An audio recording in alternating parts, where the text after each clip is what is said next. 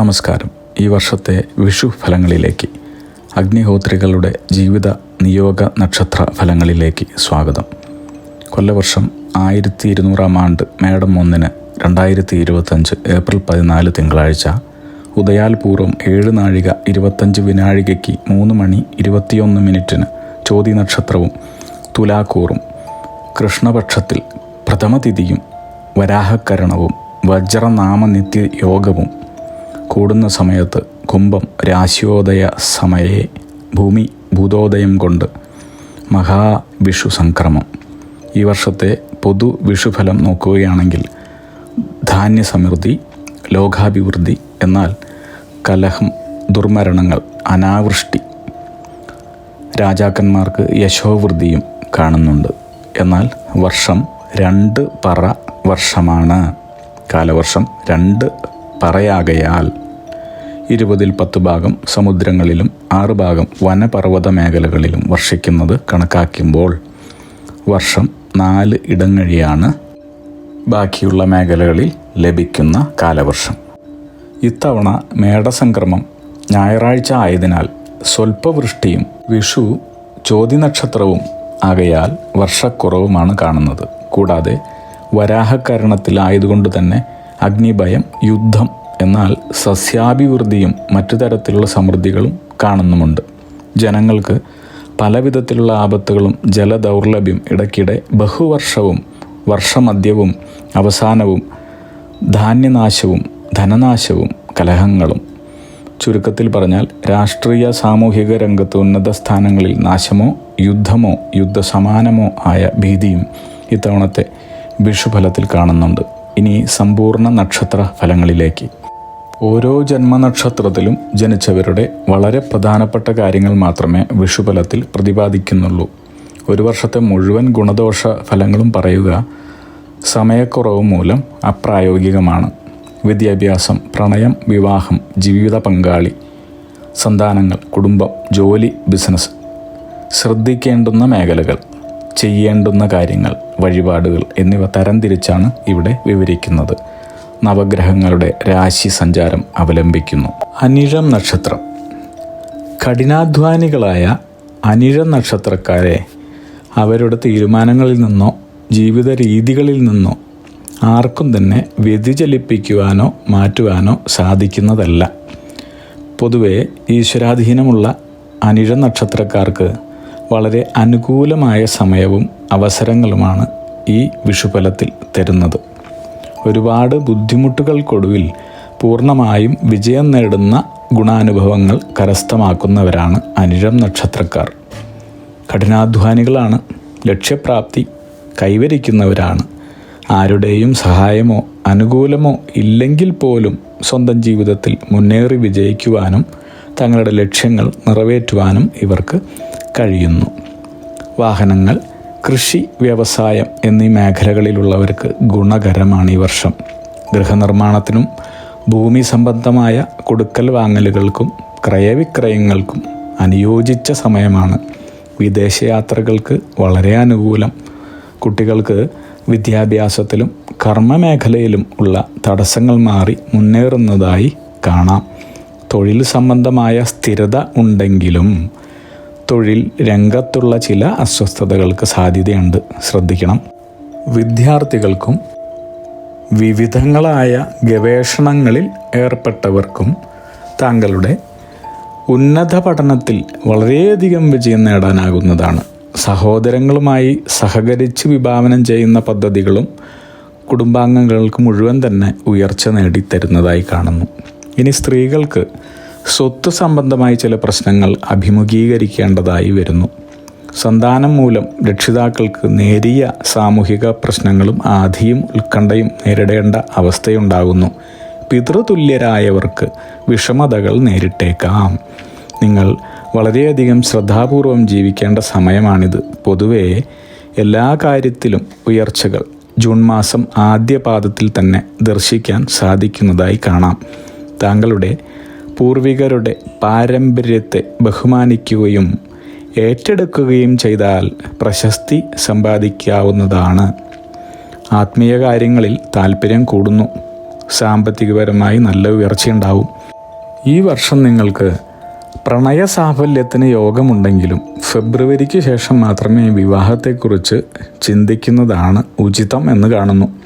ഇനി വളരെ പ്രധാനപ്പെട്ട ഒരു കാര്യം, വൃശ്ചിക രാശിയിലുള്ള അനിഴം നക്ഷത്ര ജാതർക്ക് പുതുവർഷത്തിൽ സുഖവും സമാധാനവുമായുള്ള ജീവിതം പ്രതീക്ഷിക്കാം.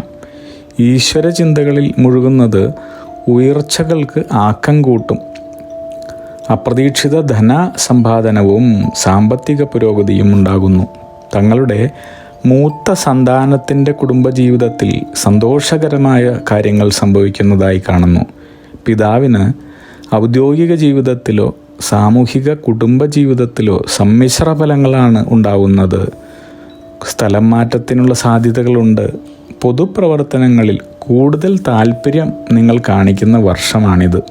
പുതിയ വാഹനം വാങ്ങുന്നതിനുള്ള യോഗമുണ്ട്. തൻ്റെ സഹോദരങ്ങൾക്ക് സന്തോഷ ജീവിതം നയിക്കാനാവുന്നതിൽ സംതൃപ്തി തോന്നും. ഇനിയോ മാതാവിൻ്റെ കലാരംഗത്തെ മികവിന് അംഗീകാരം ലഭിക്കാനിടയുള്ള സമയമാണ്. പൂർവിക സ്വത്തുക്കൾ ഭാഗം വെച്ച് ലഭിക്കുന്നതിനുള്ള യോഗവും കാണുന്നു. വിദ്യാർത്ഥികൾക്ക് പഠന സംബന്ധമായും ജോലി സംബന്ധമായുമുള്ള ഉയർച്ചകളാണ് കാണുന്നത്. മെച്ചപ്പെട്ട തൊഴിലവസരങ്ങളും പ്രതീക്ഷിക്കാവുന്നതാണ്. തങ്ങൾ പഠിച്ച വിദ്യകൾ പൂർണ്ണമായും പ്രയോജനപ്പെടുത്തി തങ്ങൾ ഇഷ്ടപ്പെട്ട ജോലിയിലാണ് ഇവർക്ക് പ്രവേശിക്കാനുള്ള ഭാഗ്യം സിദ്ധിക്കുന്നത്. തങ്ങളുടെ അഭിപ്രായങ്ങൾ തുറന്നു പറയാൻ ധൈര്യം കാണിക്കുന്നവരാണിവർ.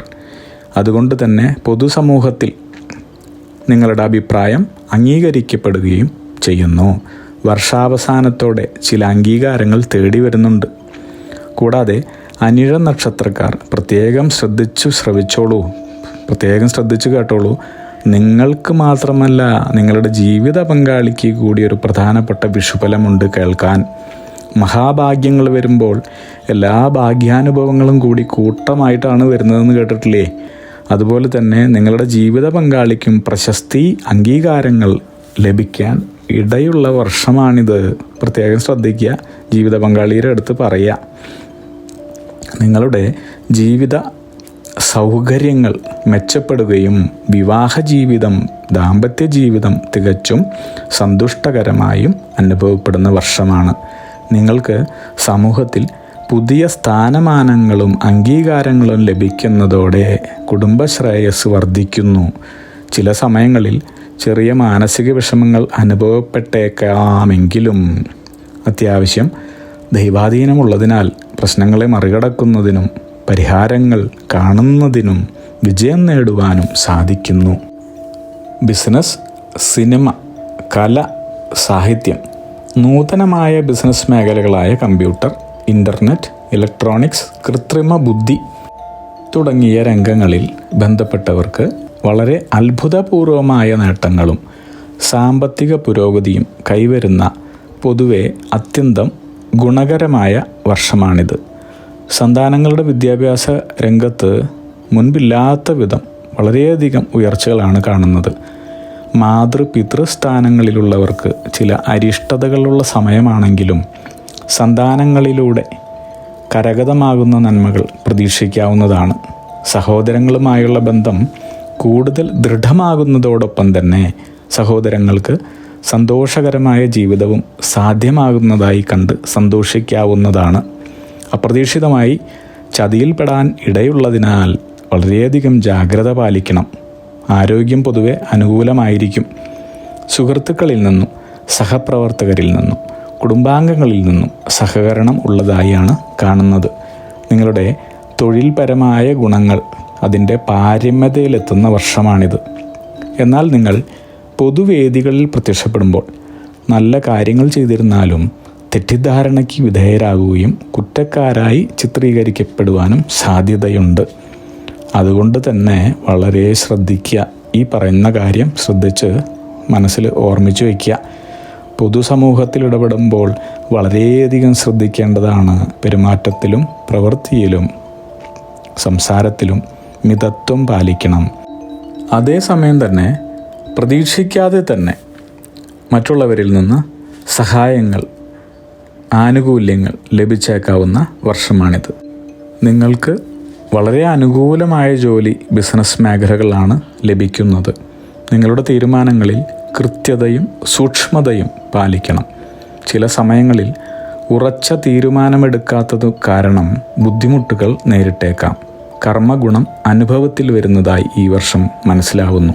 സർക്കാർ തലത്തിൽ നിന്നും സഹായങ്ങൾ, അനുകൂലവും ആശാജനകവുമായ എഴുത്തുകളും ലഭിക്കുന്നതാണ്. ഒന്ന് ശ്രദ്ധിക്കണം, വളരെ പ്രധാനപ്പെട്ട ഒരു കാര്യമാണ്, ഗൗരവപൂർവ്വം എടുക്കണം. നിങ്ങൾക്ക് കരഗതമാകാനിരിക്കുന്ന അല്ലെങ്കിൽ കരസ്ഥമാക്കപ്പെട്ട പൂർവിക സ്വത്തിന് നാശം സംഭവിക്കാം. അതുപോലെ നിങ്ങളുടെ പിതാവുമായി അകലാനുള്ള സാധ്യതയും കാണുന്നുണ്ട്. വിയോഗ സാധ്യത കാണുന്നുണ്ട്. അല്പം ശ്രദ്ധിക്കണം എന്നർത്ഥം. പുതുവർഷത്തിൽ പൊതുവെ നിങ്ങൾക്ക് സമാധാന ജീവിതമാണ് ലഭിക്കുന്നതെന്ന് കാണുന്നു. ജന്മസ്ഥലത്തു നിന്നും അകന്നു നിന്നുള്ള ജോലി, ബിസിനസ് രംഗങ്ങൾ നിങ്ങൾക്ക് വളരെ ശുഭകരമായി കാണുന്നു. ഇനി വളരെ പെട്ടെന്ന് തന്നെ പിണങ്ങുന്ന, കോപം വരുന്ന സ്വഭാവം മൂലം നിങ്ങളുടെ പ്രിയജനങ്ങളെയും മറ്റു കുടുംബാംഗങ്ങളെയും വിഷമിപ്പിക്കാതിരിക്കാൻ ശ്രദ്ധിക്കണം. വളരെ ശ്രദ്ധിക്കുക ഈ കാര്യം. സന്തോഷകരമായ ഒരു കുടുംബജീവിതം ഉണ്ടാകുന്നതോടൊപ്പം തന്നെ ഇഷ്ടജനാംഗീകാരവും പുതിയ സുഹൃത്ത് ബന്ധങ്ങളും ലഭിക്കുന്നതാണ്. നിങ്ങളുടെ സഹോദര സന്താനങ്ങൾക്കും വിദ്യാഭ്യാസപരമായി ഉയർച്ച ഉണ്ടാവുന്നു. നിങ്ങളുടെ പങ്കാളിയുടെ കുടുംബാംഗങ്ങളുമായി വളരെ സന്തോഷപ്രദമായ സമാധാനപരമായ ജീവിതം നയിക്കുമെന്നാണ് കാണുന്നത്. വിദേശത്ത് പഠനത്തിനായോ ജോലിക്കായോ അല്ലെങ്കിൽ സ്ഥിരതാമസത്തിനോ ശ്രമിക്കുന്നവർക്ക് വളരെ അനുകൂലമായ സാഹചര്യമാണ്. വർഷാവസാനം പുതിയ സംരംഭത്തിലേർപ്പെട്ട് ഉയർച്ചയിലെത്തിച്ചേരാനുള്ള സാധ്യതയും കാണുന്നു.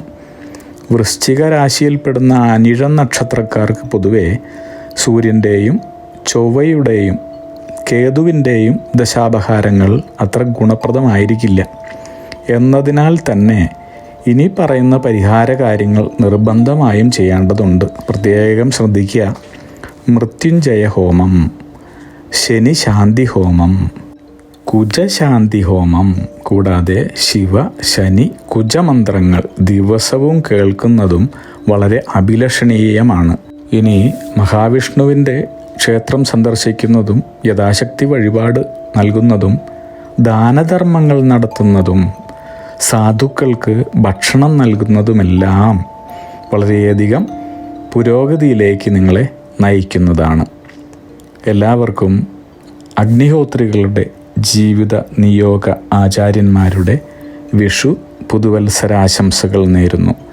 സർവൈശ്വര്യ സമ്പന്നമായ ഒരു വിഷു ആവട്ടെ ഇത്തവണ. അഗ്നിഹോത്രി ജീവിത നിയോഗ പ്രവചനങ്ങളെക്കുറിച്ച് കൂടുതൽ അറിയുവാനും നിങ്ങളുടെ ജീവിതത്തിലെ കർമ്മദോഷങ്ങളെക്കുറിച്ച് മനസ്സിലാക്കി ശരിയായ കർമ്മങ്ങൾ അനുഷ്ഠിക്കുവാനുള്ള അർഹത നേടിത്തരാനും ഈശ്വരൻ നിയോഗിക്കപ്പെട്ട ജീവിത ലക്ഷ്യത്തിലേക്ക് എത്തിക്കാനും നിങ്ങളുടെ വിദ്യാഭ്യാസം, തൊഴിൽ, ബിസിനസ്, വിദേശയാത്ര, പ്രണയം, വിവാഹം, കുടുംബം, സന്താനങ്ങൾ തുടങ്ങി വ്യക്തിപരമായ കാര്യങ്ങളും സമൂഹം, രാഷ്ട്രീയം എന്നിങ്ങനെ എല്ലാ മേഖലകളിലുമുള്ള കാര്യങ്ങളെക്കുറിച്ചും വിശദമായി മനസ്സിലാക്കുവാനും ജീവിത പുരോഗതിയിലേക്ക് നയിക്കപ്പെടാനുമുള്ള ഭാവി കാര്യങ്ങൾ, ഭാവി കർമ്മങ്ങൾ ചെയ്തു തീർക്കാനുമായി ഇന്നു തന്നെ ഞങ്ങളെ ബിസിനസ് വാട്സപ്പിൽ കൂടിയോ ഇമെയിലിൽ കൂടിയോ ബന്ധപ്പെടും. ഫോൺ നമ്പർ, ഇമെയിൽ എന്നിവ ഡിസ്ക്രിപ്ഷനിൽ കൊടുത്തിട്ടുണ്ട്. അഗ്നിഹോത്രി ജീവിത നിയോഗ പ്രവചനങ്ങൾ മനുഷ്യ നന്മയ്ക്ക്.